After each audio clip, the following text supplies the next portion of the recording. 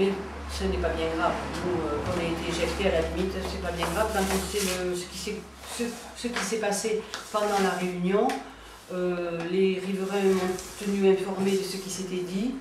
Et la grande majorité est très déçue, pour plusieurs raisons. La première, c'est que d'abord, ils ont eu très peu les propositions, en fait, il n'y en a pas eu, puisque M. le maire valide la décision de M. le préfet. Et donc, ne participe pas à l'action qu'avait menée M. Marthe, en l'occurrence, le fameux recours gracieux qu'il a déposé, et donc qui a été refusé. Mais ce qui est dommage, c'est qu'il n'a pas essayé de participer donc, à l'action que nous-mêmes, ensemble, nous avons voulu impulser. Et on l'a mené ensemble, le conseil général, moi-même, l'opposition, qui a été tenue un petit peu à l'écart, alors je ne sais pas pour quelle raison, mais c'est quand même dommage, parce que moi j'estime que dans cette affaire, il n'y a pas droite et gauche. Il y a des actions dans une ville où la politique doit être mise de côté. Et ça, je tiens à le dire. Or, la fermeture d'un passage à niveau, il ne faut pas faire science politique pour savoir qu'on n'est ni de droite ni de gauche pour savoir ce qu'on en pense. On est d'abord délourdé et on essaye d'œuvrer pour que les choses qui doivent être bien soient bien. Voilà, et soient bien faites surtout. Donc, je n'accepte pas que M. le maire nous dise je vous refuse l'entrée parce que vous allez venir faire de la politique. Nous n'étions pas venus pour ça, et d'ailleurs, pour preuve, lorsque l'autre jour nous étions rendus à l'invitation des riverains, à aucun moment nous n'avons fait de politique. Donc si M. le maire, d'ailleurs, ce jour-là s'était déplacé, il aurait pu le constater. Donc ça, c'est un premier point. Ce que je trouve dommage, c'est qu'il ne propose rien. Il a validé absolument tout ce qui avait été fait. Et en plus de ça, concernant le passage, le stationnement payant, il leur a proposé quelque chose qui, à mon sens, n'est même pas possible, n'a aucune validité, puisqu'il leur propose des macarons. Or, les macarons, c'est absolument illégal. Parce que ça serait discriminatoire. Il suffit de regarder un petit peu le code et on se rendra compte que proposer à quelqu'un un stationnement gratuit et à l'autre un stationnement payant, c'est absolument illégal. Donc, ce sont des promesses qui sont des promesses en l'air qui ne seront jamais tenues. Et pas, c'est que les travaux qui sont en train d'être effectués à la Bastide. Quand j'étais adjointe, nous avons déposé avec M. Fourel, le directeur de service technique à l'époque, un projet pour un giratoire, pour un rond-point, pardon. Suite à une pétition où il y avait 220 personnes de la Bastide qui m'avaient interpellé. J'avais soumis un projet donc avec l'aide de M. Fourel qui était le directeur de service technique, et à l'époque je m'étais entendu la réponse qui était une réponse habituelle: nous n'avons pas d'argent. Donc l'affaire était restée dans un tiroir, enfin le projet était resté dans un tiroir, on n'avait plus entendu parler.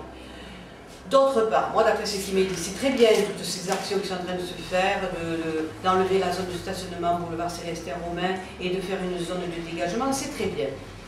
La seule chose, c'est qu'on déplace les problèmes. Il suffit que vous alliez sur place, et je suppose que vous l'avez fait, pour se rendre compte que premièrement, vous avez maintenant 2 points noirs à Lourdes, le pont de fer et le carrefour Bouillotte. Alors, je ne sais pas comment on peut agencer ça. Il aurait peut-être fallu, mais ça aussi, à l'époque, on aurait dû acheter la maison de la SNCF. Moi, j'aurais dit qu'il fallait faire un tunnel. Bon, on m'avait dit que c'était un projet pharaonique. Bon, un projet pharaonique, peut-être que c'était le projet qu'il aurait fallu envisager de faire.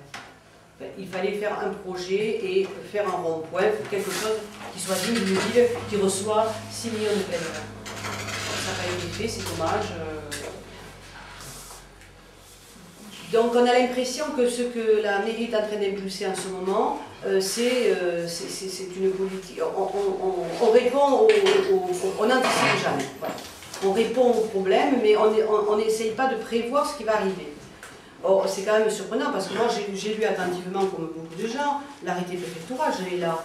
Et bon, il y avait un moment où M. le maire savait ce qui allait se passer. Donc venir nous dire tout d'un coup, pam, on le met devant le fait accompli, non, ça ce n'est pas vrai. Moi, je ne le crois pas. Par contre, ce qui est certain, c'est que je ne comprends pas pourquoi les Lourdais, les riverains, les usagers ne sont pas associés à, justement, à savoir exactement ce qui va se passer dans cette ville. Pourquoi M. le maire invite telle personne et pas telle autre, ça. Il n'y a que lui qui peut le dire, même la presse n'était pas la bienvenue. Moi, je pense que monsieur le maire aurait intérêt à prendre des vacances, il peut en avoir besoin, il doit être très fatigué. Je lui conseille de prendre des vacances, quelques jours de vacances. Alors, je voudrais intervenir parce que nous avons presque Manu Militari est expulsé du conseil de la salle de la mairie. La presse, idem. Alors, je pense que, est-ce qu'on est sous le régime de Vichy et qu'on mène la presse? Deuxièmement, Landaré, Préféré, Loubajac, Pontac, il y a énormément de gens qui travaillent à Lourdes, qui viennent à Lourdes. J'ai notamment ma laborantine, etc. Je peux citer d'autres cas. Alors, Landaré, on est quoi? On est des parias et toutes ces personnes, ils sont quoi? Ils sont où? On représente quoi? On est des citoyens, on vote. Alors, moi, j'appelle ça antidémocratique. Et de ma vie, je n'ai jamais vu ça, me faire expulser comme ça. Et je ne l'apprécie pas pour moi et les personnes qui étaient avec moi, ainsi que la presse. Voilà ce que moi, je me permets de dire. Il y a autre chose aussi quand même qu'il faut constater, c'est que quand vous vous retrouvez vers midi moins le quart, vous vous trouvez vers la gare.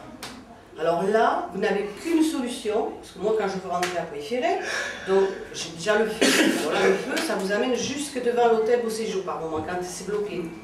Donc là, vous avez le carrefour Bouillotte et vous avez le carrefour de Pont-de-Fer. Vous n'avez qu'une seule alternative, c'est de prendre le PN de 182. Voilà.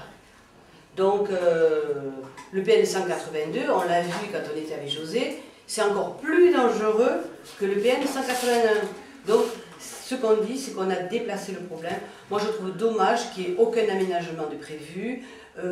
En fait, voilà, on navigue à vue, on ne sait vraiment pas ce qui va se passer. Attendez, il y a une chose aussi, c'est que pour l'instant, il n'y a pas d'école. Mais lorsque l'école va reprendre, les bus qui prennent les enfants dans différents endroits de la ville de Lourdes, notamment à Landaré, etc., et comment ils vont faire, ça va être... Moi, je vous remettrai transcrire d'une autre manière, ça va être le bordel. Tant que j'en ai, vous allez modifier, mais ça va être le gros bordel.